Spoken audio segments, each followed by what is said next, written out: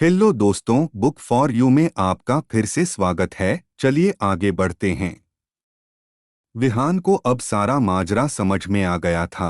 हर एक राज जो वह जानना चाहता था अब उसके सामने था। उसे अब किसी से पूछने की जरूरत नहीं थी, किसी को ढूंढने की जरूरत नहीं थी, क्योंकि उसको याद आ गया था कि इस कहानी का पांचवा पात्र वह स्वयं ही है। उसने अपने आप को ढूंढ लिया था। अब उसकी समझ में आ गया था कि आखिर इस शहर में आने के बाद उसने वह कहानी लिखनी क्यों शुरू की। आखिर वे चार चेहरे उसके दिमाग में कैसे उभर कर आए और वह कैसे हकीकत बन गए। उसे याद आ गया था कि वह कौन है। उसे समझ में आ गया था कि नदी के किनारे बने उस घर को देखकर वो रुक क्यों गया था। उसे याद आ गया था कि इन सारी चोरियों का मुखिया वह खुद है। उसे पता चल गया था कि अनजान नंबर से जो फोन उसके पास आया था वह अनजान व्यक्ति जिसको नरेंद्र कहकर संबोधित कर रहा था वह नरेंद्र मैं ही हूँ। उसको याद आ गया था कि उस रात क्या हुआ था जिसने उसे नरेंद्र से विहान बना दिया था।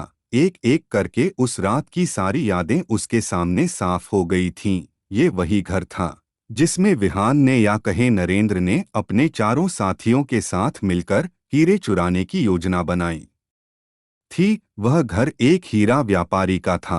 करोड़ों के हीरे उसके घर में होने की खबर उन लोगों को मिल गई थी और उस रात वह पांचों उस घर में उन हीरों को चुराने के लिए दाखिल हुए थे। लेकिन उस घर में अत्यधिक सुरक्षा के इंतजाम होने की वजह से उन लोगों की योजना विफल हो गई थी और उस हीरा व्यापारी ने आज की तरह ही पुलिस को बुला लिया था। पुलिस से बचने के लिए वो पांचों उसी बाउंड्री की दीवार से भागने की कोशिश कर रहे थे।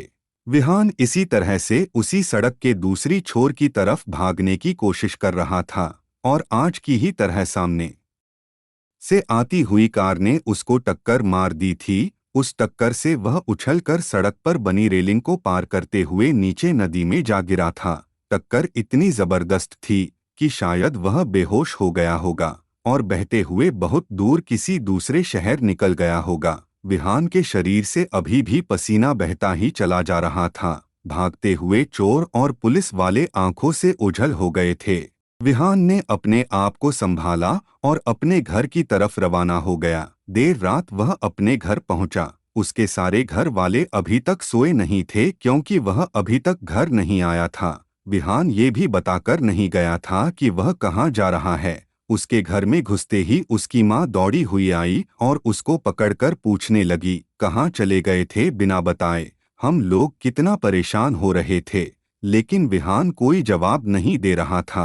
वह तो अपनी सुध बुध खोए हुए था, जैसे किसी सदमे में चला गया हो या किसी सदमे से बाहर आया हो। कुछ देर की चुप्पी के बाद विहान ने कहा, माँ मुझे सब याद आ गया है। मुझे याद आ गया है कि मैं विहान नहीं नरेंद्र हूँ। मुझे याद आ गया है मेरा असली घर कहाँ है। अब आप लोग मुझे बताएंगे कि कुछ समय पहले आखिर क्या हुआ था। मैं आप लोगों को कहाँ और कैसे मिला।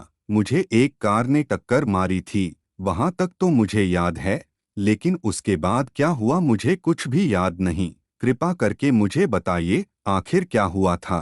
यह सुनते ही उसकी माँ जोर जोर से रोने लगी। बेटा यह तू क्या कह रहा है? मुझे तो कुछ समझ में नहीं आ रहा है। माँ मैंने आपसे कहा ना, मुझे सब याद आ गया है। शायद मेरी याददाश्त चली गई थी, लेकिन आज बिल्कुल वैसी ही घटना मेरे साथ घटी है जैसी कुछ समय पहले घटी थी और उस घटना ने मुझे सब कुछ याद दिला दिया है। तो कृपया मुझे बताइए मैं आपको कैसे मिला। विहान के पिताजी समझ गए थे अब छुपाने से कोई फायदा नहीं है, इसलिए इसको सच बताना ही सही होगा। वह आगे आए और उन्होंने विहान को बताया, तकरीबन 2 साल पहले हम लोग एक शादी में होकर घर लौट रहे थे। रास्ते में हमारी कार खराब हो गई।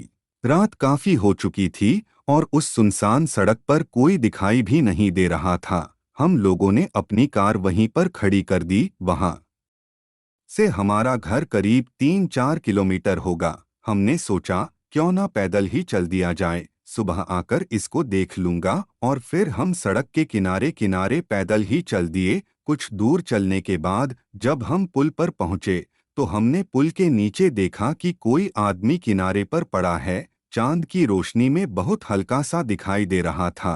हम यह नहीं जान पा रहे थे कि यह जो आदमी पड़ा हुआ है वह जिंदा है या मर चुका है। फिर भी हमने यह फैसला किया कि हम जाकर देखेंगे जरूर। जब हम नीचे गए तो हमने देखा तुम्हारे सिर में काफी चोट लग गई थी। उसके अलावा और भी चोटें लगी हुई थीं। ये तो कहो उस समय नदी में पानी का बहाव बहुत ज्यादा था, जो तुम डूबे नहीं और लहरों ने तुमको वहां किनारे पर फेंक दिया। उस समय भी तुम बेहोश थे। तुम्हारी हालत बहुत खराब थी, बस सांसें चल रही थी। मैंने जल्दी से एम्बुलेंस को बुलाया और तुमको हॉस्पिटल ले गया। वहां डॉक्टर ने बताया तुम्हें होश आने में 3-4 दिन लग सकते हैं। फिर 3 दिनों बाद तुम्हें होश आया। हमारे वो 3 दिन अस्पताल में ही गुजरे क्योंकि हमें तो पता ही नहीं था तुम कौन हो और तुम्हारे घर वाले कहाँ हैं। हम तुम्हें छोड़कर आने की हिम्मत नहीं कर सके। जैसे ही हमें पता चला तुम होश में आ गए हो, हम लोग भागे भागे कमरे में पहुंचे। तुम्हें होश तो आ गया था, लेकिन अपनी पिछली जिंदगी के बारे में तुम्हें कुछ भी याद नहीं था। तुम हमसे ही पूछ रहे थे कि मैं कहाँ हूँ, मैं कौन हूँ, आप लोग कौन हैं। डॉक्टर ने हमें बताया सिर पर चोट लगने के कारण तुम्हारी याददाश्त चली गई है। तुम्हारी माँ ने मेरी तरफ देखा, हमारे कोई बेटा नहीं था। तुम्हारी माँ ने कहा हम तुम्हारे माता पिता हैं। हमने तुम्हारा नाम विहान रख दिया और उस दिन से तुम हमारे बेटे बन गए। उन दिन हुई घटना में विहान की याददाश्त चली गई थी, पर उसके मस्तिष्क की परतों में, उसके मन की गहराइयों में वो सारी यादें तो थीं ही। इसीलिए वो जब भी अपनी आंखें बंद करके मन की गहराइयों में उतरता था तो उन सारी योजनाओं की झलक अपने साथियों के चेहरे उसके ज़हन में आ जाते थे। उसे लग रहा था कि ये मेरी कल्पना है, पर आज उसको पता चला ये सब उसकी कल्पना नहीं बल्कि उसके जीवन की हकीकत थी। अपने पिताजी से पूरी कहानी सुनने के बाद विहान वही जमीन पर बैठ गया। उसकी आंखों से आंसू बह रहे थे। वो यही सोच रहा था कि मैं एक चोर हूँ। अपनी ही नजरों में वो गिर गया था। क्या मुंह लेकर मैं अपने घर जाऊंगा? घर वालों को क्या जवाब दूंगा? उन लोगों को तो अब तक मेरे बारे में पता चल ही गया होगा, और मेरे इन घर वालों को अभी मेरे बारे में कुछ नहीं पता है। पर आज नहीं तो कल पता चल ही जाएगा। फिर मैं कैसे इनका सामना करूंगा?